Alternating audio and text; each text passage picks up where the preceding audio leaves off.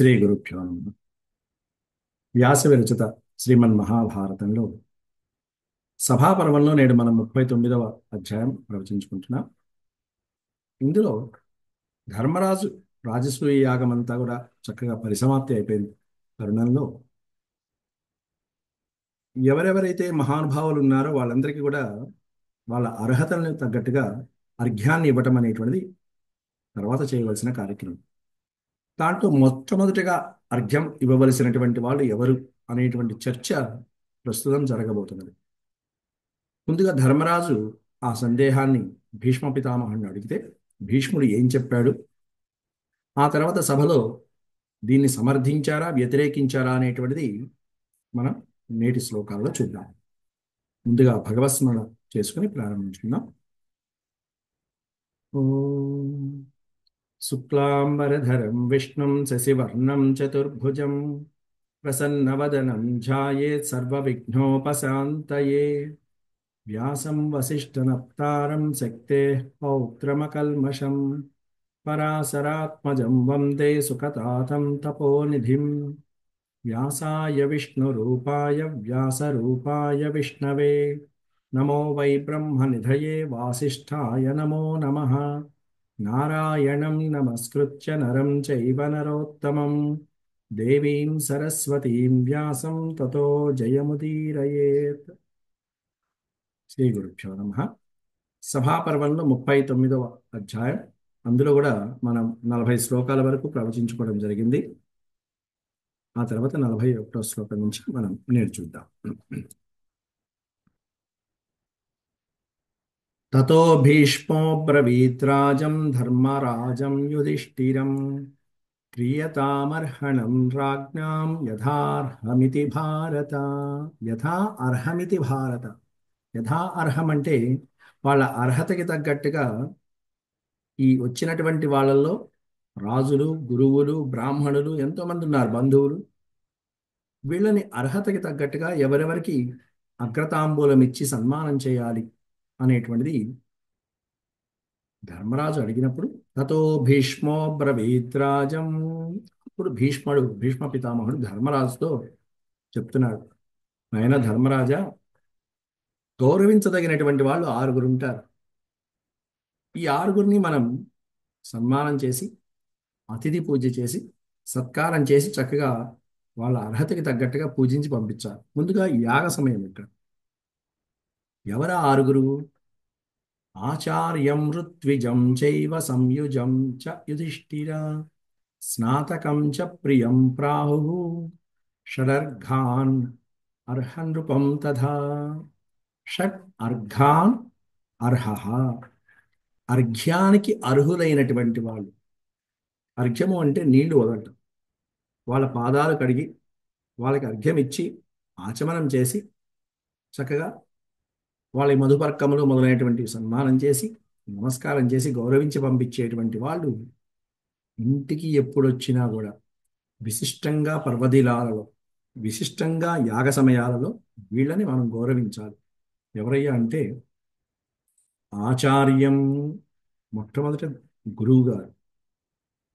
ఋత్విజం, ఋత్విక్కులు అంటే ఈ హోమ కార్యక్రమాలు మొదలైనటువంటి వాటికి సహాయపడినటువంటి బ్రాహ్మణోత్తములు ఎవరైతే ఉంటారో ఆ బ్రాహ్మణులు. సంయుజం చ. సంయుజం అంటే సంయోక్త అంటారు. సంయోక్త అంటే ఇంకా చెప్పాలంటే దీనికి కొన్ని పుస్తకాల్లో బంధువు అని కూడా ఉంది. బంధువుల్ని పూజించాలి. సంయుక్త అంటే ఏంటంటే మనకి సందేహాన్ని నివృత్తి చేసి ఇద్దరి మధ్యలో సంయోగం కలిగించేటువంటి వాడు, సంధి కలిగించేటువంటి వాడు సంయుక్త అంటారు. సంయోజకుడు అంటారు ఆయన్ని. సంయోజకుడు యోజన బాగా కరెక్ట్గా యోజనం చేసేటువంటి వాడు. అలాగే యుధిష్ఠిరుడు. ఓ యుధిష్ఠిర, ఆచార్యుడు, ఋత్విక్కు, సంయోజకుడు. అలాగే స్నాతకం చ ప్రియం ప్రాహు. 4వ వాడు స్నాతకుడు. స్నాతకుడు అంటే బ్రహ్మచారి.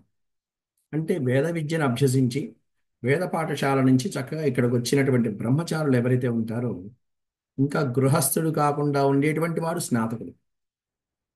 అంటే అప్పుడే విద్యాభ్యాసం పూర్తి చేసుకుని వచ్చి ఇక్కడ మన ఇంటికి పిలుపు పిలుపుతో వచ్చినటువంటి వాడు కానీ లేకపోతే యాగరక్షణ కోసం వచ్చినటువంటి వాడు కానీ అట్లాంటి స్నాతకుని గౌరవించాలి.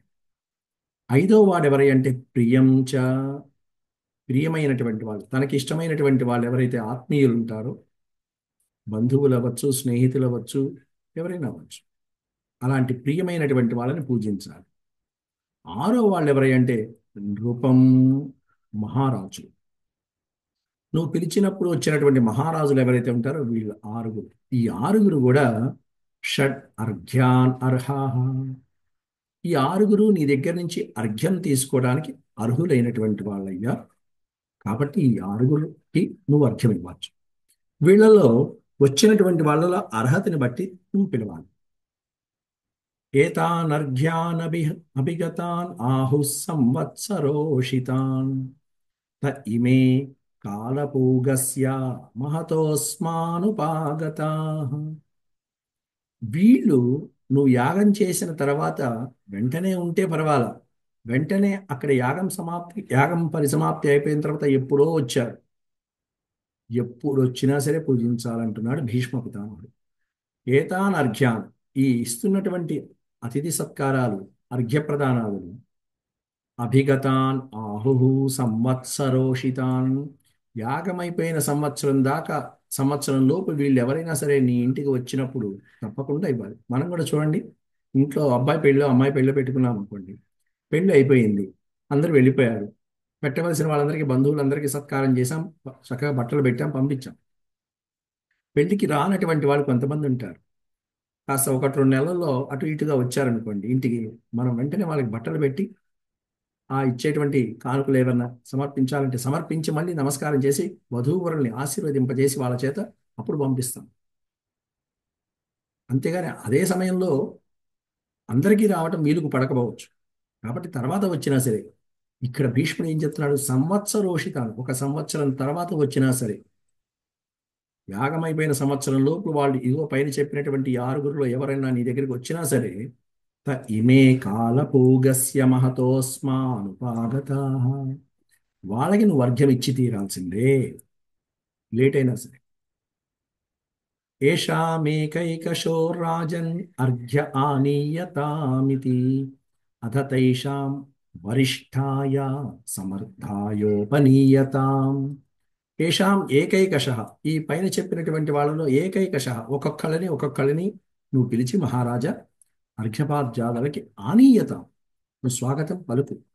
ఎలా పలకాలి? తైషాం వరిష్ఠాయ సమర్థాయ, ఈ ఉన్నటువంటి వాళ్ళలో, సభలో ఉన్నటువంటి వాళ్ళలో వరిష్ఠుడు, సమర్థుడు. వరిష్ఠ అంటే సమస్తమైనటువంటి విషయాలలో కూడా నిష్ణాతుడైనటువంటి వాడు, పెద్దవాడు, వయసులో పెద్దవాడనే కాదు, జ్ఞానంలో పరిపక్వత కలిగినటువంటి వాడు, సమర్థుడైనటువంటి వాడు ఎవరైతే ఉంటారో ఆనీయతాం తైషాం, వాళ్ళని నువ్వు ముందు ఆహ్వానించు, వాళ్ళకి ముందు అర్ఘ్యం ఇవ్వు అని చెప్పి భీష్ముడు సలహా ఇచ్చాడు.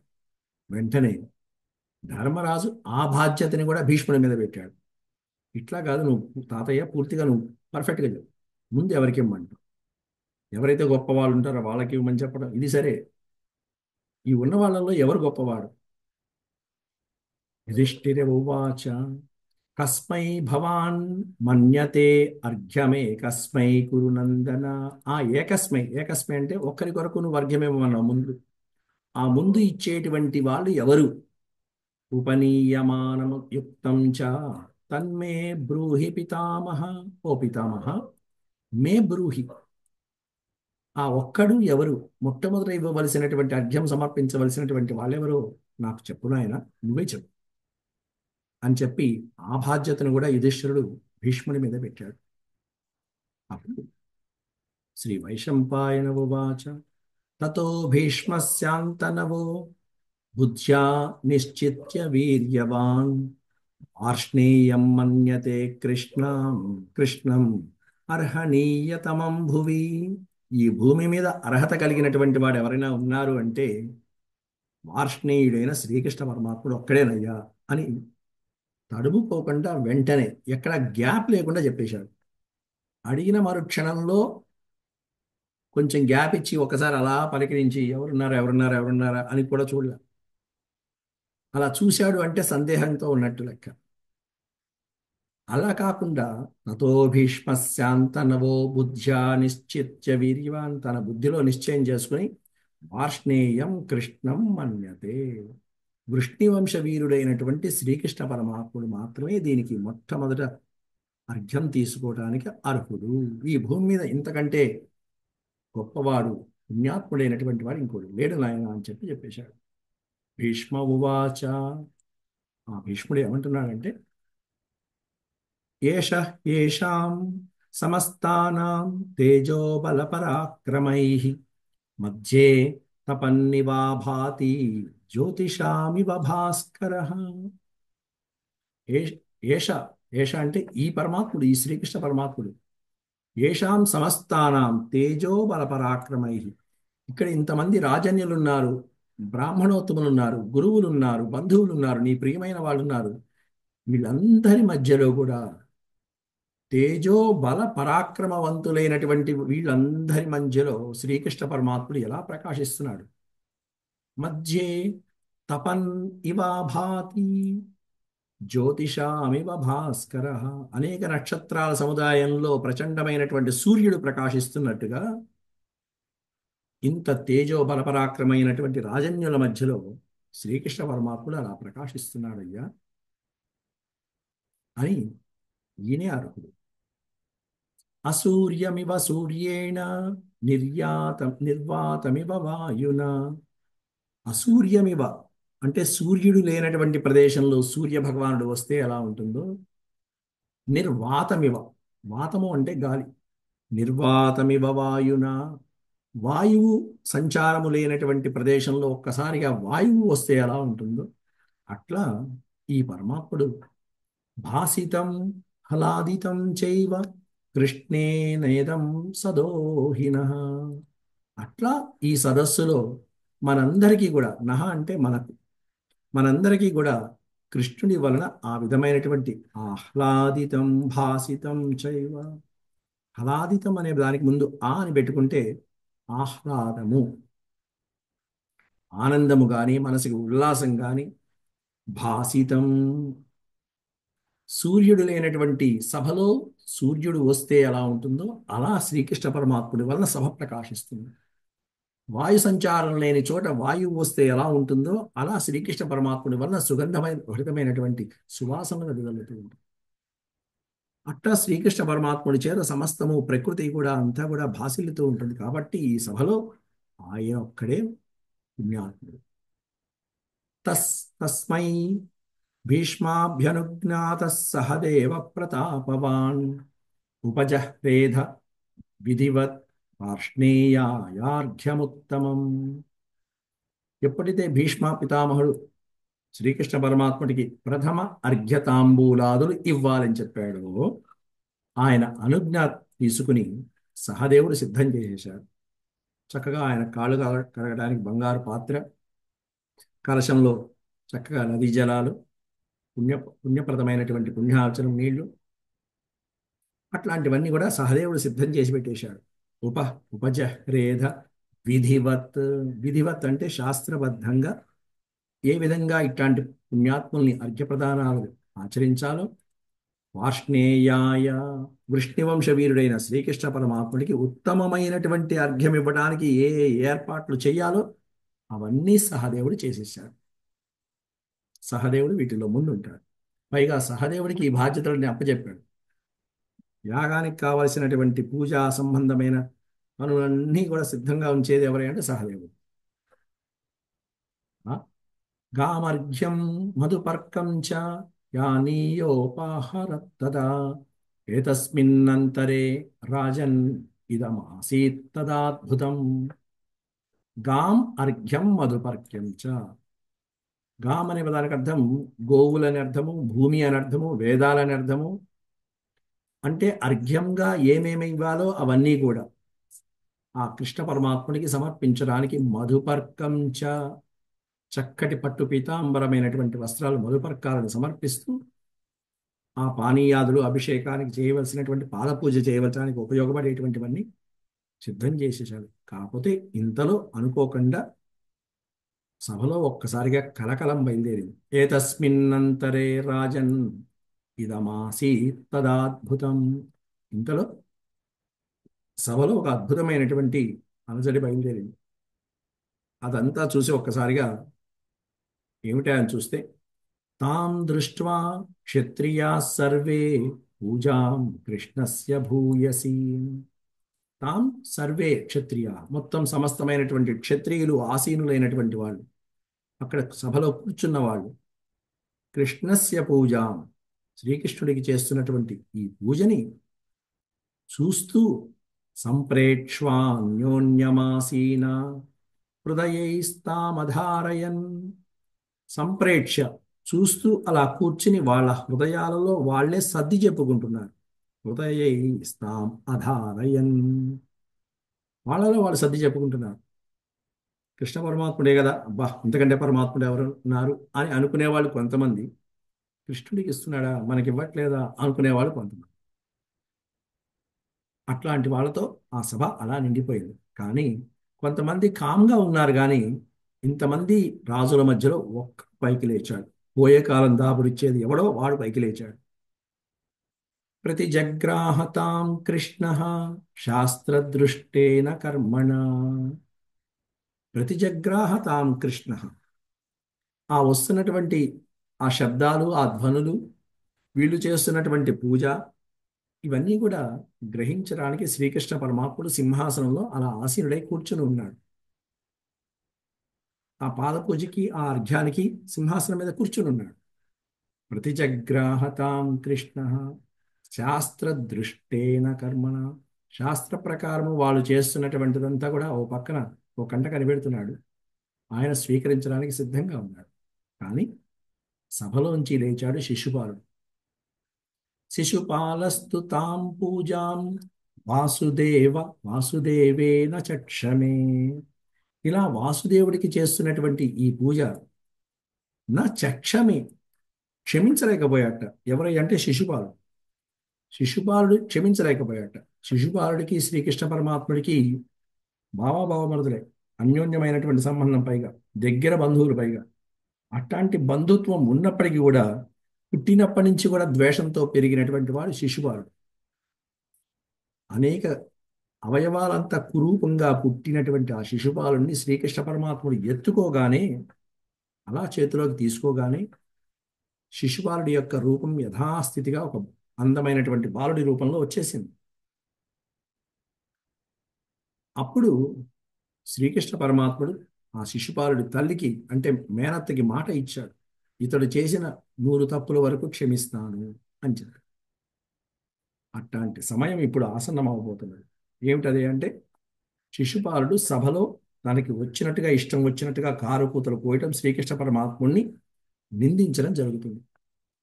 అది ఇక్కడ జరగబోతున్న సన్నివేశం ఈ సభలో. అందువల్ల శిశుపాలుడు లేచాడు. శ్రీకృష్ణుడికి చేస్తున్నటువంటి ఆ పూజని, వాసుదేవుడికి చేస్తున్న పూజని నచక్షమి, సహించలేకపోయాడు. ఏం చేశాట?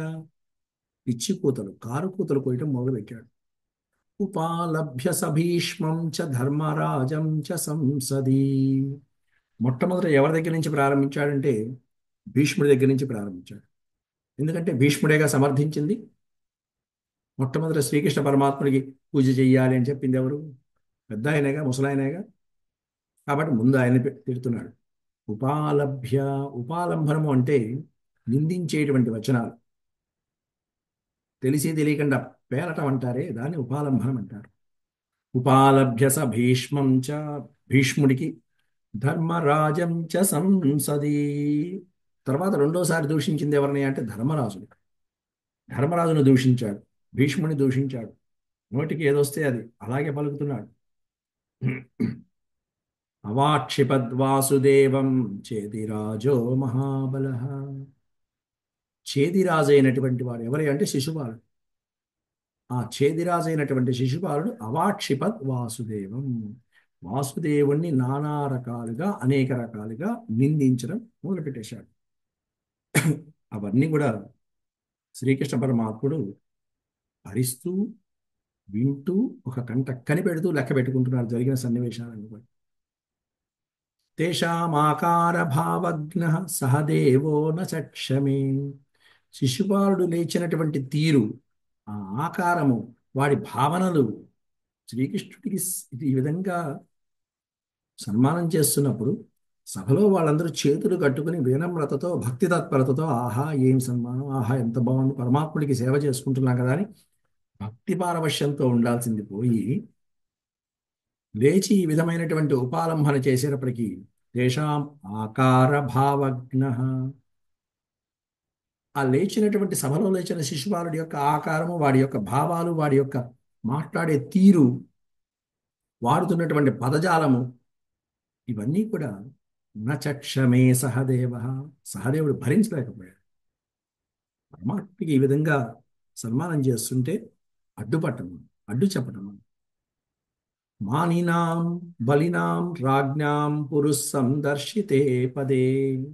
మానినాం బలినాం రాజ్ఞాం, మానవంతులైనటువంటి వాళ్ళని, బలవంతులైనటువంటి వాళ్ళని, రాజులని మొదలైనటువంటి వాళ్ళందరినీ పురుహు సందర్శితే పదే, ఒక్కసారిగా సభలో వాళ్ళందరినీ చూశాడు సహదేవుడు.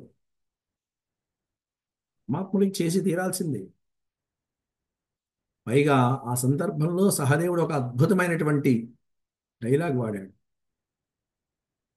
ఆ సహదేవుడు అక్కడ సభలో ఉన్నటువంటి వాళ్ళందరినీ కూడా గౌరవంతో ఉండే వాళ్ళని, ఋషులని, మహర్షులని, రాజులని, అలాగే మహాబల పరాక్రమంతో మిడిసిపడేటువంటి వాళ్ళందరితో గూర్చి ఒకే ఒక్క మాట మాట్లాడాడు.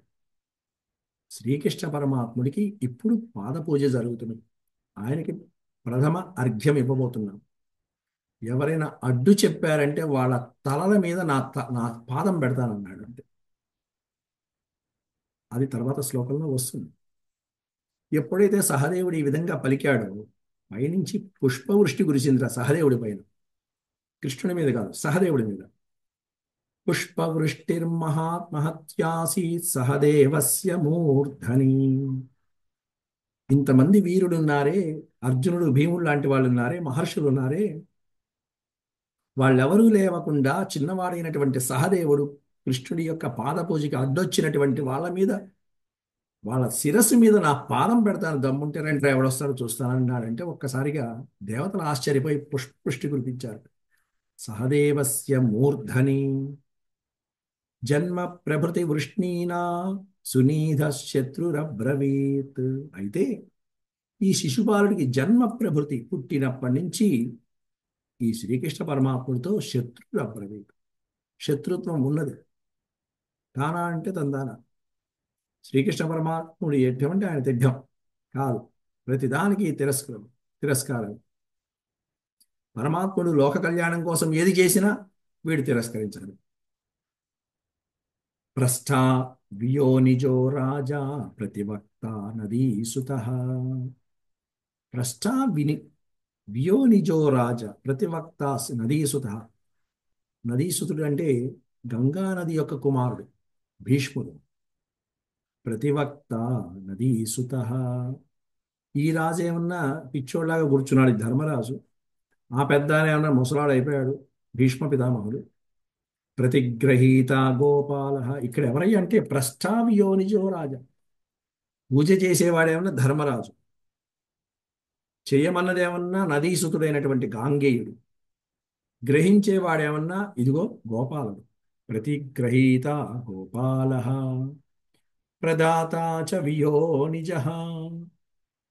చేసేది ఇచ్చేదేమన్నా వియోనిజుడు ధర్మరాజు, మహానుభావుడైన ధర్మరాజు. ఎవరికి చేయమంటావా ఇయ్యా అని చెప్పి ధర్మరాజు ఎవరిని ప్రశ్నించాడంటే భీష్ముడిని. భీష్ముడు ఏమన్నా తిరిగి సమాధానం చెప్పి కృష్ణుడు అన్నాడు. గ్రహించేది, ఈ సన్మానం అంతా గ్రహించేది ఏమన్నా కృష్ణుడు, ఇప్పుడు అర్ఘ్యం ఇచ్చేదేమన్నా ధర్మరాజు. వీళ్ళందరూ మేమంతా మౌనంగా కూర్చోవాలి, నోళ్ళు మూసుకు కూర్చోవాలి. ఎందుకు కూర్చుంటాం అంటూ లేస్తున్నాడు ఇక శిశుపాలుడు. సదస్య మూకవత్ సర్వే ఆసతే అత్ర కిముచ్యతే. సదస్సు, సభలో ఉన్నటువంటి వాళ్ళందరూ ఎలా కూర్చున్నారంటే మూకవత్. మూకవత్ అంటే నోరు లేని వాళ్ళు, మూగవాళ్ళులా కూర్చున్నారు. మూకవత్ సర్వే సతేత్ర కిముచ్యతే. ఏమీ మాట్లాడకుండా సభలో వాళ్ళందరూ కామ్గా కూర్చుంటే శిశుపాలుడు ఒక్కడే మాత్రమే గయ్యి గయ్యమంటూ నోరు పారేసుకున్నాడు. ఇత్యుక్త్వా స విహస్యాశు పాండుం పునరబ్రవీత్. ఈ విధంగా ఉన్నటువంటి పాండుం పునరబ్రవీత్, పాండురాజుతో మళ్ళీ పునః అబ్రవీత్ ఈ విధంగా అంటున్నాడు. అతి పశ్యసి వా సర్వాన్ నవా పశ్యసి పాండవ, తిష్టత్స్వని తిష్టత్స్వన్యేషు పూజ్యేషు గోపమర్చితవానపి. శిశుపాలుడు అంటున్నాడు ఎవరితో? పాండు ధర్మరాజుతో అంటున్నాడు. అతి పశ్యసి వా, నువ్వేమన్నా సరిగ్గా చూసుకున్నావా? ఎట్లాంటి వాళ్ళని పిలిచావు? ఎవరిని ఇక్కడ పూజ చేస్తున్నావు? సర్వాన్ అతి పశ్యసి, అనవసరంగా ఇతన్ని ఎక్కువ చేసుకుని ఎక్కువ దృష్టితో, చూడవలసిన దృష్టి కంటే ఎక్కువ దృష్టితో చూస్తున్నావు. నవా పశ్యసి పాండవ, ఓ పాండవ, ఓ ధర్మరాజా, ఉన్న వాళ్ళని నవా పశ్యసి, వీళ్ళెవరు నీకు కనిపించటం లేదా? అర్హులుగా కనిపించడం లేదా? పూజార్హులుగా కనిపించడం లేదా? తిష్టత్స్వన్యేషు పూజ్యేషు, అన్యేషు పూజ్యేషు, ఎంతో మంది పూజనీయులైనటువంటి పెద్దవాళ్ళని ఇక్కడ అట్టిపెట్టుకుని గోపమర్చితవానసి, ఓ గోపాలకుడిని, పశువులు కాపరిని నువ్వు పూజిస్తున్నావు. గోపం, గోవులు కాపరి, ఆ గోవులు కాపరిని నువ్వు అర్చిస్తున్నావా ధర్మరాజా? ఏం పనిది? ఏతే చైవో భవ ఏతే చైవో భయే తాత కార్యస్య తు వినాశకే దృష్టిర్వా తయో కిం త్వం సమాస్థితః. ఏదైనా కార్య వినాశనం అనేటువంటిది, ఓ కార్యం సిద్ధించకపోవటం, ఓ కార్యం నాశనం అవటం అనేటువంటిది రెండు పనుల మీద ఆధారపడి ఉంటుంది. ఏమిటంటే అతిదృష్టి, అదృష్టి. ఒకటేమన్నా మరీ విపరీతంగా చూడటం, రెండోది ఏంటంటే అసలు పరిశీలించకుండా ఉండటం. విపరీతంగా పరిశీలించినా కార్యం చెడిపోతుంది, అసలు పరిశీలించకపోయినా కార్యం చెడిపోతుంది. అతిదృష్టిరదృష్టిర్వా తయో కిం త్వం సమాస్థితః. ఈ రెండిటితో నువ్వు దేని వల్ల నువ్వు ఈ కార్యం చేస్తున్నావు? ఎందుకంటే ఈ కార్యం చెడిపోయే కార్యం. గోపాలకుడికి నువ్వు ఇచ్చి మొదటి అర్ఘ్యం ఇచ్చావంటే మిగతా వాళ్ళందరినీ అవమానించినట్టే కదా. ఆయనకంటే వీళ్ళందరూ తీసిపోయారు అంటూ ఏకవచన ప్రయోగంతో, అనేకమైనటువంటి దూషించేటువంటి పదజాలాలతో శిశుపాలుడు పేటరేగిపోతాడు. అప్పుడు భీష్మ పితామహుడు శిశుపాలుడికి శ్రీకృష్ణ పరమాత్ముడి యొక్క మహాత్మ్యాన్ని ఒక అత్యద్భుతమైనటువంటి 4-5 అధ్యాయాలలో వర్ణించడం జరుగుతుంది.